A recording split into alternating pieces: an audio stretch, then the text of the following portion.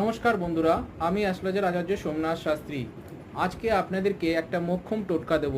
সেটা হলো, দেখবেন আপনাদের বয়স বেড়ে যাচ্ছে তবু বিবাহ হচ্ছে না, অথবা বিবাহ হলে সেই বিবাহে সুখ নেই। তাছাড়াও বিবাহ হওয়ার আগে সম্বন্ধ ভেঙে যাচ্ছে। সেক্ষেত্রে আপনারা কি করবেন? প্রত্যেক দিন সকালবেলা গঙ্গা জল একটা তামার বাটিতে বা তামার ঘটিতে নিয়ে তার মধ্যে কিছুটা হলুদ অথবা কাঁচা হলুদ দিয়ে সূর্যদেবকে অর্পণ করুন, নিজের মনোবাসনা জানিয়ে।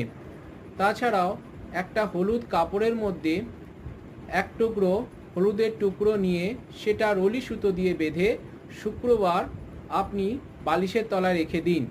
এটা টানা 21 দিন ধরে করে যেতে হবে।